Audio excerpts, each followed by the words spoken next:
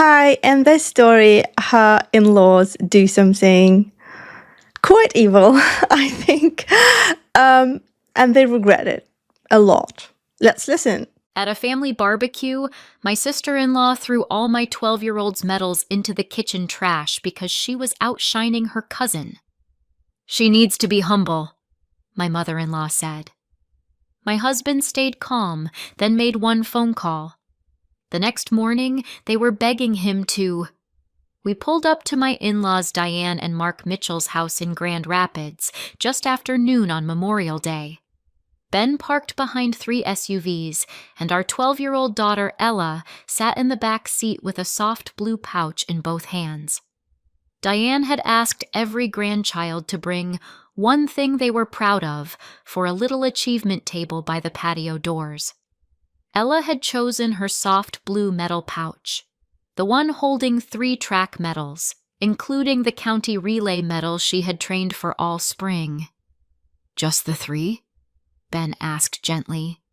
Ella nodded. "I don't want it to look like too much."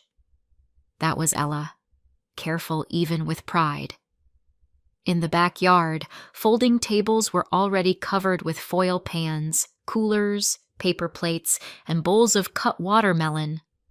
Cousins ran through the sprinkler while Mark yelled for someone to move a lawn chair away from the grill. Ella looked at the house, took one breath, and said, "Grandma asked, right?" I said, "She did." Then she opened the car door. She thought she was walking into a family party, not a test. The achievement table sat inside, between the kitchen and the sliding doors, where everyone would pass it on the way to the backyard. Ella placed her medals beside a framed baseball photo of Tyler, Karen's 13-year-old son and Ella's cousin. Karen, Ben's older sister, watched from the counter with a plastic cup in her hand. Tyler barely looked up from his phone. Karen did. Her shoulders went tight the second the medals touched the table. "Wow," she said, loud enough for 2 aunts to turn. "Some kids really do get shoved into the spotlight." Ella's fingers froze on the pouch string. "Grandma asked us to bring something," she said. Diane came in carrying hamburger buns and gave a little laugh. "And we love that, sweetheart. Just remember to be humble." Ella had not bragged. She had not even smiled all the way yet. Ben squeezed my hand under the edge of the table, the way he did when he was trying to say, "Please don't start." I looked at Ella's face and saw her joy get smaller. I went into the kitchen to help carry drinks because Diane called my name like she was announcing a chore. "Sarah, grab the lemonade, would you?" she said, already moving on. I took 2 pitchers from the fridge while Ben stepped outside to help Mark with the grill.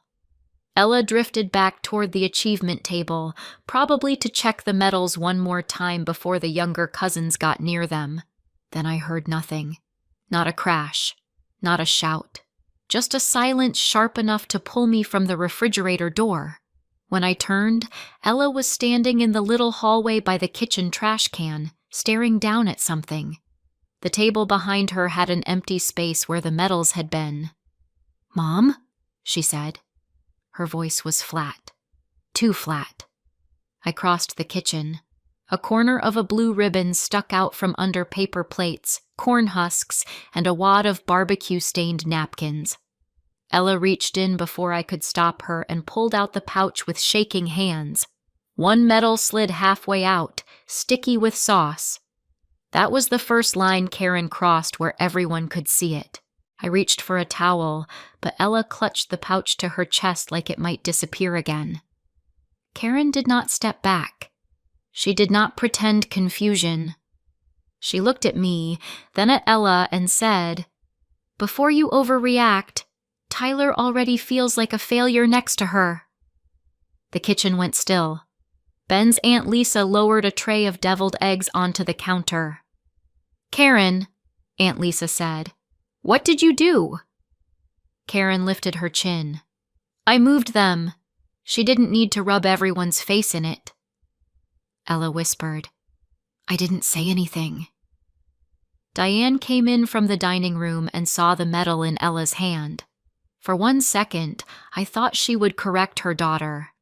Instead, Diane sighed like Ella had spilled something.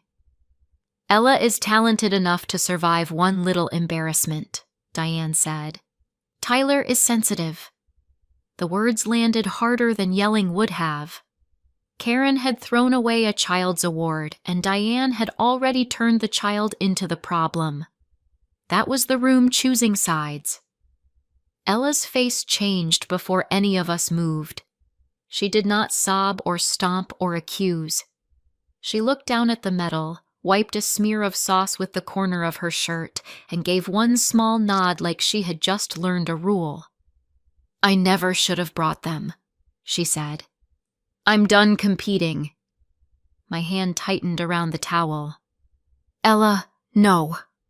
She kept her eyes on the floor. "Competing just makes people hate me." That sentence stripped every polite excuse out of the kitchen. Karen opened her mouth, probably to call it dramatic, but I stepped between her and my daughter. "Do not speak to her," Diane said. "Sarah, don't make this bigger." I turned to Diane. "A grown woman put medals in garbage." Diane's lips pinched. "And a grown mother should teach humility." Ella shoved the sticky medal back into the pouch and tried to move past us toward the front hall. I followed close enough to block anyone from touching her. This was not awkward family tension anymore. This was an adult teaching my child to shrink. Ben had heard the last part from the hallway. He stepped into the kitchen without raising his voice, and that made everyone look at him faster than shouting would have. "Karen," he said, "did you put my daughter's medals in the trash on purpose?" Karen crossed her arms. "Yes, because someone had to protect Tyler." Tyler was still by the living room couch, phone in hand, looking more embarrassed than protected. Ben looked at him, then back at Karen. "You did that to a 12-year-old. Karen pointed toward Ella. "You let Sarah turn everything into Ella's little parade." Ben nodded once, not agreeing, just recording it. Diane touched his arm. "Benjamin, this is family. Don't punish everyone because girls are emotional." Ben gently moved his arm away. That small movement changed the air. Mark came in from the patio and said, "What's going on?" Nobody answered him. Ben pulled his phone from his pocket and walked toward the back porch. Karen rolled her eyes like she had won because he was leaving. She did not understand what leaving meant. I took Ella toward the front door while the kitchen broke into overlapping voices. Karen complained about overachieving kids. Diane told Aunt Lisa not to gossip. Mark kept asking why there was barbecue sauce on a medal. Through the open sliding door, I saw Ben on the porch, phone to his ear, one hand braced on the railing. His face was calm in a way I had not seen during family conflict before. "Rob," he said. That was Rob Henson, the property manager for the lake house on Silver Lake. Ben paused, listened, then said, "Change every code tonight. Gate, keypad, lockbox. No one in the family but Sarah, Ella, and me gets access anymore." Karen heard enough to stop mid-sentence. Diane's head turned slowly toward the porch. Ben did not look back at them. He only said, "Yes, tonight. Put it in writing when it's done."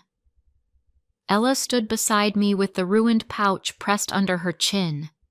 That was the moment he stopped asking permission.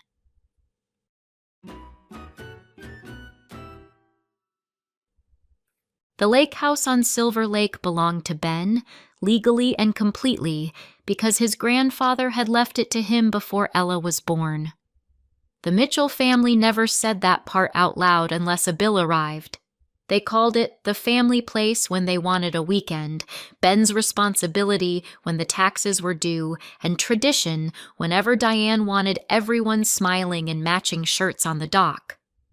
Ben paid the insurance, repairs, dock fees, cleaning service, propane, and winterization. Karen hosted summer weekends there like she had a deed in her purse. She picked dates, assigned bedrooms, invited Tyler's friends, and told cousins where to park. Diane praised her for keeping the family together. I used to correct the wording softly. "It's Ben's house," I would say. Diane would pat my shoulder. "Oh, Sarah, don't be legalistic." Ben would give me the look he gave me at the barbecue. "Please don't start." So I stopped starting. Peace looked cheaper back then because Ben kept paying the real price. I first noticed the pattern when Ella was 7 and won a ribbon at her school art fair. She came to Diane's Sunday dinner wearing the ribbon on her sweater because her teacher had said the colors were beautiful. Before Ella finished telling the story, Diane clapped once and said, "Tyler got 100 on his spelling test." Karen leaned over Tyler like he had survived surgery. "That's because he works so hard even when things don't come easy."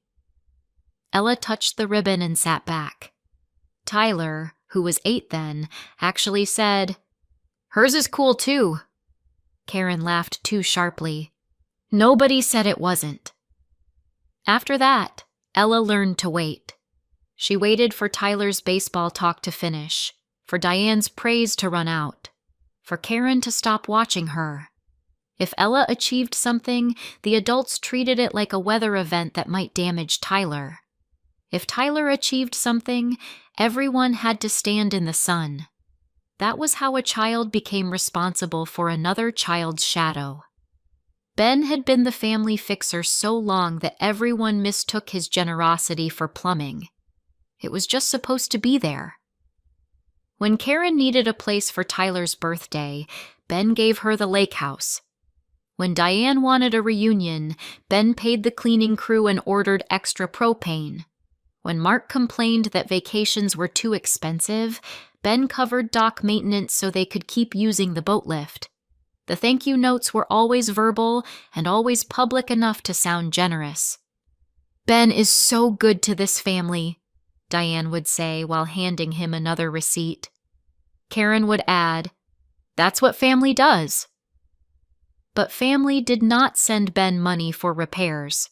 Family did not ask before giving the gate code to friends. Family did not clean out the fridge unless I made Ella and Ben stay late with trash bags. I once found a sticky note on the counter in Karen's handwriting. "Ben, freezer is acting weird. Please fix before July." There was no please in the habit behind it. Ella still wanted their approval because children remember the rare good moments with unfair loyalty. When she was 9, Diane framed a photo of her crossing a finish line at a kids' 5K. Ella kept it on her desk for months, angled toward her bed. "Grandma liked this one," she told me.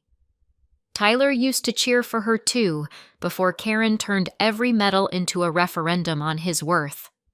At little races, he would run along the fence yelling, "Go, Ella!" Then Karen started correcting him. "Don't act like she's the only one doing things." Slowly, Tyler got quieter. Ella tried harder. She brought smaller stories to dinner. She said only before every achievement. Only second place. Only a school meet. Only a relay. I hated that word and still let it stay because I thought time would fix what confrontation might worsen. Ella believed if she was sweet enough, humble enough, and helpful enough, nobody would call her success rude. That belief cost her more than any medal. I helped normalize it, and I have to say that plainly. I told Ella to ignore comments. I told her adults had their own issues. I told her not to let Karen ruin her day. Those sentences sounded steady in the moment and cowardly afterward. Ben smoothed things over because Diane's disappointment still worked on him like a switch. One frown from his mother, and he became the oldest son carrying folding chairs, paying deposits, and apologizing for asking basic questions. We both wanted Ella to have cousins, grandparents, barbecues, lake mornings, and pictures on the dock. We treated the discomfort like an entry fee, but the trash can changed the math. Karen had not forgotten Ella. She had targeted the one thing Diane invited her to bring. Diane had not missed the harm. She had defended it in real time. That meant the family was not merely overlooking Ella. They were willing to destroy something she loved to protect Karen's version of Tyler. After that, peace was just another word for permission.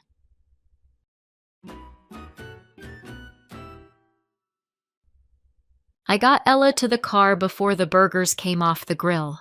She climbed into the back seat and placed the metal pouch on her lap with both hands flat over it, like she was holding something injured in place. I opened the front passenger door out of habit, then closed it and got in beside her. "I want to quit before Coach Ramirez is disappointed," she said. Coach Ramirez was Ella's track coach, a patient man who timed laps with a whistle and never praised talent without praising effort. "You do not have to decide anything today," I said. Ella stared out the window at the cousins in the sprinkler. Aunt Karen said I make Tyler feel like a failure. Adults who are uncomfortable with a child's hard work do not get to decide what that child is allowed to love. She looked at me then, but Grandma agreed. That was the part I could not soften. Grandma was wrong. Ella's mouth trembled once, but she held herself still. I hated how practiced she looked. My first real boundary started in that back seat. Ben came to the car 10 minutes later. He opened the driver's door, got in, and sat for a moment with both hands on the wheel. His face was pale, and the tendons in his jaw moved once before he spoke. "Ella, look at me." She did. "I am proud of every one of those medals, including the sticky one." Ella blinked hard. "It's ruined," she whispered. "No," Ben said. "Somebody treated it badly. That is different." I watched the sentence reach her slowly. He did not promise she would feel better by dinner. He did not make a speech about forgiveness. He said, "Quitting should never be a decision you make from somebody else's cruelty." Ella rubbed the pouch string between her fingers. "Are we going back inside?" Ben looked at me, then at the house.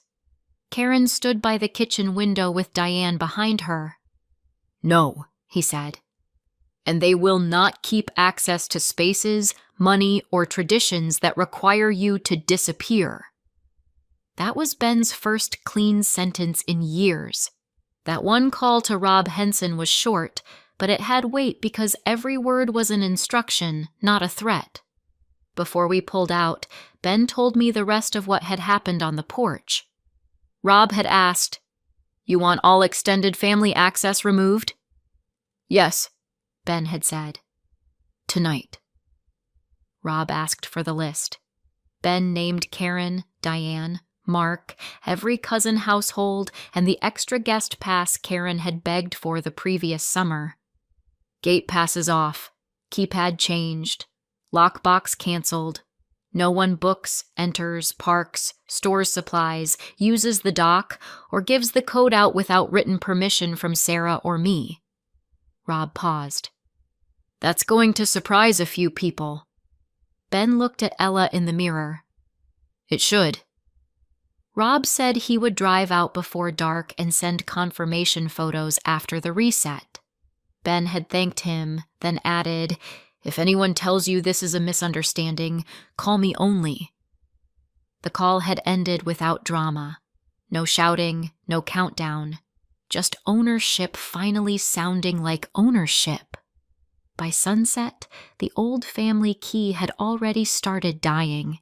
Karen found out first because she texted Rob that evening about dropping off coolers for Tyler's upcoming birthday weekend at the lake house. We were home by then. Ella was in the shower, and I was washing barbecue sauce off the metal with dish soap and a soft toothbrush. Ben's phone started buzzing on the counter and did not stop. 12 calls in 20 minutes. Then a text came through from Karen. "What did you do?" 2 seconds later. "How am I supposed to explain to Tyler his birthday is canceled?" Not, "How is Ella?" Not, "I went too far." Diane left a voicemail that Ben played once on speaker. "Benjamin, you are punishing the whole family over some little medals. Your grandfather would be ashamed to see you use that house like a weapon." Ben deleted nothing. He saved it. Ella came into the kitchen in pajamas and saw his phone light up again. "Is it because of me?" she asked. Ben set the phone face down. "No," he said.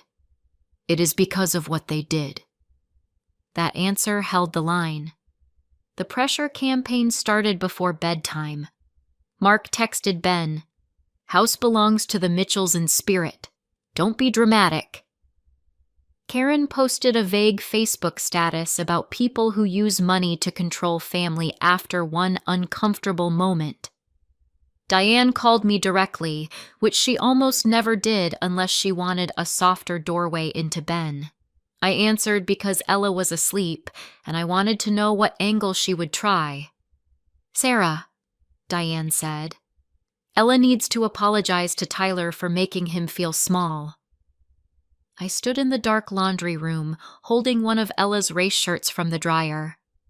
"Ella did not throw anything away." Diane exhaled sharply. "Girls mature faster. She should know better than to parade medals around a struggling boy." "Diane, she was invited to bring them." That was before Karen realized how Tyler felt. I looked at the clean shirt in my hand and folded it slowly. "Do not call Ella about this." Diane said, "You are making Ben cruel." I documented the call instead of arguing. Silence became evidence. The following morning, Ben sent one message to the family group chat. He wrote it at the kitchen table while Ella ate cereal in the living room, far enough away not to read it, but close enough to know we were not hiding. The message said, "Karen admitted she put Ella's track medals in the trash because Tyler felt inferior. Diane defended it and said Ella should be humble. As a result, access to my Silver Lake property is revoked until further notice. Do not contact Ella about this. No insults, no long history, no mention of money, favors, or years of swallowed disrespect. Just facts and a boundary." For 3 minutes, nobody answered.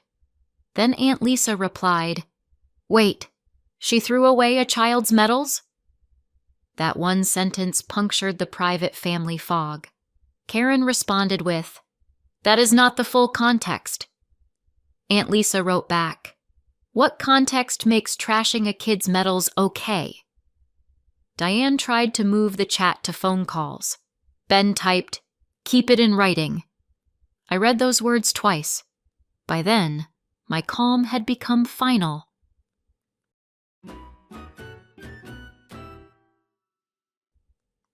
Karen attempted an apology at 7:12 that same morning. Ben got a separate message 2 minutes later. "Please don't do this before Tyler's birthday. Just reopen the house for that weekend, and we'll talk after." Then the apology came to me, not to him. "I'm sorry Ella misunderstood the situation yesterday. I hope we can move forward because Tyler's birthday invitations already went out and the lake house is important to him." I stood by the coffee maker and read it once. Then I wrote back, "Ella did not misunderstand being handed her medals from a trash can. If you want to apologize, name what you did." The typing bubbles appeared, vanished, appeared again. Karen replied, "I was trying to protect my son from constant comparison." I wrote, "That is not an apology." She answered, "You have always wanted Ben to cut us off so you could control the lake house." There it was. 3 messages from apology to accusation. I showed Ben without adding commentary. He nodded and forwarded Karen's text to the family thread with one sentence. This is why access stays revoked. Karen called me a snake within 30 seconds. I put my phone on silent. Her apology had collapsed under the weight of the thing she actually wanted. Later that morning, Diane's silver sedan stopped at the curb, and my body moved before my mind finished naming the danger. We had kept Ella home from school that day, and she was at the dining table doing math homework, the cleaned metal pouch beside her pencil case.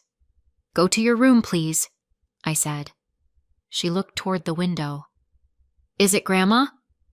"Yes. You do not have to handle her." I opened the front door but kept the storm door locked. Diane stood on the porch holding her purse with both hands. "I need to speak to Ella." "No." Diane's eyes flicked past me. "Tyler is devastated. She can be the bigger person and tell Ben to reopen the lake house." Ella had come halfway down the hall, so I shifted my body to block the view. Adults do not get to use a wounded child as a customer service desk for consequences they created. Diane's mouth opened, then closed. She lowered her voice. "You are breaking this family." "No," I said. "We stopped lending you our child as glue." Then I closed the main door. The next front opened when Ben reviewed Rob's written confirmation from the night before. Along with the reset photos, he attached something Ben had not expected: a spreadsheet with dates, gate entries, guest vehicles, and cleaning notes. Karen had used the lake house 7 weekends without asking. She had hosted 2 team parties for Tyler's baseball circle and given the gate code to 3 non-family parents. There were supply deliveries Ben had paid for because Karen told Rob they were for Diane. There were cleaning invoices after weekends Diane had never attended. Ben sat at the kitchen table scrolling line by line. "She said Mom used it in March," he said. "Mom was in Florida in March." I pulled up Diane's photos from that week, smiling beside a hotel pool. Ben did not curse. He just got quieter. Ella walked in for water, saw the screen, and asked, "Is this still about the medals?" Ben closed the laptop halfway. "It is about people thinking they can use what is ours and hurt who is ours." The trash can had opened a ledger. Ben forwarded the access log and unpaid cleaning invoices to Karen the next morning. His email was 12 lines long. "Here are the documented unauthorized uses of the Silver Lake house. You have 30 days to repay the cleaning charges listed. Do not contact Rob.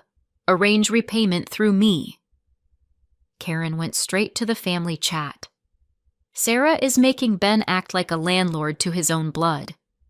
Aunt Lisa answered, "I personally heard you tell guests the lake house was basically yours." Mark stayed quiet for almost an hour. Then he texted Ben privately to ask whether his June fishing weekend was still on. Ben replied, "No, your code no longer works either."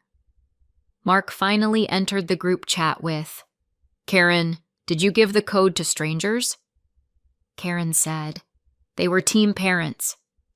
That was not a denial. The dominoes were practical, not poetic. Tyler's lake birthday venue was gone. Summer weekends were gone. Free lodging, dock access, cleaning coverage, and family event supplies were gone. Karen had lost the stage she had mistaken for ownership. Ben and I wrote the final boundary together at the dining table after Ella went to bed. We did not ask for votes. We did not invite debate. Ben sent it from his phone and copied me. Karen and Diane are not to contact Ella directly. Any future relationship with her requires a direct apology that names the action, throwing her medals in the trash and defending it. The apology cannot blame Tyler, Ella, Sarah, or sensitivity. The Silver Lake house is closed to extended family for the summer. Codes stay changed. We will no longer pay for cleaning, dock access, group groceries, propane for family events, or supplies for gatherings we are pressured to host. Ella will not attend events where her achievements are treated as weapons. Diane responded with a long paragraph about forgiveness. Ben wrote, "Received. Boundary unchanged." Karen sent a crying emoji, then nothing else. I printed the message and put it in the folder with the access logs and invoices. That may sound cold.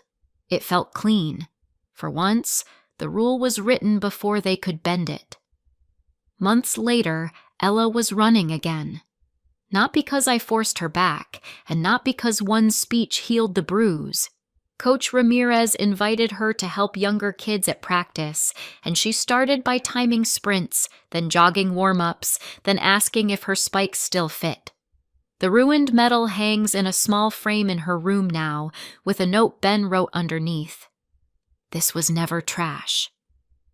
Karen moved Tyler's birthday to a public park, repaid part of the cleaning costs, and spent the summer explaining why nobody could use her lake house anymore. Diane lost the power to summon everyone to a free vacation and call it unity. Mark learned that in spirit does not open a keypad. Aunt Lisa still texts Ella after meets with 3 clapping emojis and no comparison attached. As for Ella, she stopped auditioning for people who only loved her when she was smaller. Last week, she placed her new medal on our kitchen counter and said, "Can we hang this one too?" We did. So what would you have done if a grown woman threw away your child's medals to protect her own pride? Forgive for the sake of family, or close the door for the sake of your child?